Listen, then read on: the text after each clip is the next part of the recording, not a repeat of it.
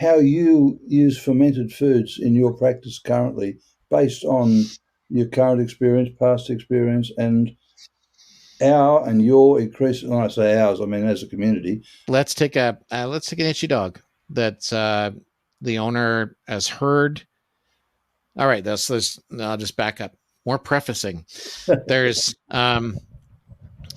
when we see an itchy dog, a veterinarian automatically thinks, oh, the dog's allergic. Now they might say, well, it could be infectious, so they might try bacteria or antibiotics or whatever, or that kind of thing. But if they did a biopsy and it said lymphocytic, plasmacytic, perivasculitis or something, they go, I don't know what the hell that is. It sounds immune to me. So we look at a lot of itchy red dogs losing their hair, maybe with hives, and we say, oh, they're allergic. And so we immediately reach for anti-inflammatory or immune suppressive types of medication. Those are not symptoms of allergies. Those are symptoms of what is called the innate immune system. And the innate immune system has nothing to do with antibodies, T lymphocytes, B lymphocytes, etc. All the innate immune system is your ability to fight something off by essentially adopting a scorched earth policy. So, and this is directly facilitated by easy calories. And it should make sense to us that humans are killing themselves by eating a bunch of processed food and getting inflamed. Their arteries in their heart get inflamed, etc. They're getting themselves inflamed. Animals are suffering the same problems, and it is not they're not broken. It's a clever system that is in the wrong habitat. The idea is, I think, that let's say it's 6 million years ago, and you and I are marching across the savannah, and we come across a great big glistening pile of sugar or whatever, some source of easy calories, like, oh my God. So we're not leaving, right? Because 6 million years ago, food is a scarce resource. We're parking in front of our glistening pile of sugar. The thing of it is, so is everybody else. So in no time at all, you're going to have a bunch of 6 million year old troglodytes around our glistening pile of sugar. Now, is there a better situation to wipe out that entire little band than having them all congregate at the same time, at the same place around this food? And that was the only way you would get congregation, I think, back then, right? Was around a big food source. And they would stay and they would infect each other with probably some brand new microbe, and we'd all keel over from the 6 million year old version of COVID. That's essentially what happened in COVID. Was we had overnourished people experiencing a profound inflammatory response. And it's the same thing that happens in dogs when they eat an easy source of calories, or cats, an easy source of calories like kibble. You can't get more easy calories than processing. So our bodies, knowing that one microbe could take us out, developed a profound inflammatory response that has nothing to do with the immune system and everything to do with the diet. And the hope is that this scorched earth policy would eradicate whatever new microbe was coming into our system. And it had, obviously there was a death toll from that kind of thing. And we did see that with COVID. Okay. So how do we minimize this death toll the next time round? We evolved an immune system that is not innate. It came along later, and it's basically something that's stimulated or actually learns, essentially.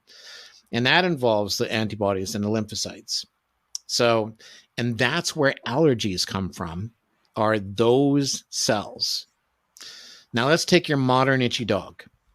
The first thing that I'll do for the modern itchy dog is I take them away from the pile of sugar and I put them on a real food diet. I make them work for their calories. I take away the ease of nourishment that comes from eating a processed food. The pancreas has almost nothing to do when it's confronted with kibble, because it just, in no time at all, it's broken down, it's empty, it's leaving the digestive tract, it's being assimilated. The whole pace of it is extremely rapid. That's where we get high glycemic index. That's why we get insulin spikes, etc. We take all that away by giving them real food diets. Now it's absorbed much more slowly. Now it goes through the system much more slowly. That is what facilitates diversity, that allows you to eat a whole bunch of different things, because it's all going through slowly. And if it goes through slowly, then bacteria aren't having a field day and essentially consuming the nutrients that come through so quickly, the body can't take it all in. And so the microbiome gets the rest, and it creates this disruption in species that we note when we see dogs that are fed kibble. So the first thing I'll do is I'll put them on a real food diet. I take away the pile of sugar. I subdue this innate inflammatory response, that is this innate immunity that is driven by the pile of sugar, and I see who gets better. And it's fast. It's very fast. These metabolic and inflammatory changes in response to being forced to eat real food. There was a study in Australia, actually, of Aboriginals. They all had type 2 diabetes. So for 6 weeks, they took them in the outback, and they said, for the next 6 weeks, you are going to hunt your own food. You're going to eat what you used to eat, or your forebears used to eat. And we're going to see what happens to your type 2 diabetes. All of them reversed their type 2 diabetes in 6 weeks, just from going back to eating native nutrition. So let's get the whole food diet. What's that? Surprise. Yeah, it's type 2 diabetes is a very reversible problem. It's entirely a product of the modern food industry. At any rate, let's say then there's going to be a lot of dogs that improve. Their skin problems just disappear because their innate immune system is no longer being driven by the pile of sugar. There's not a profound inflammatory response just brewing all the time because they're overnourished. And you probably get rid of at least half of the itchy dogs just by switching them to real food diet. Now, if you give them a bunch of rice in their dog food, that's not necessarily going to be helpful. When we take a raw diet that's very low in carbs, and so then it's really slow to absorb and assimilate, you have taken away the pile of sugar. You have totally taken the rug out from underneath this innate immune system. Inflammation just gets completely chilled out, and you have these rapid improvements in dogs. It shouldn't be me telling us this. It should be, we should have figured this out a long time ago. One of the things that I remember hearing from you, Ian, because I've been following you for a lot longer than you've been following me, but the was your approach to, or I think at one point you were criticizing science the way we just were, in terms of too much focus on nutrients, not enough focus on common sense, not stepping back, always being informed by some bias, right? So veterinarians are walking around with a massive amount of bias.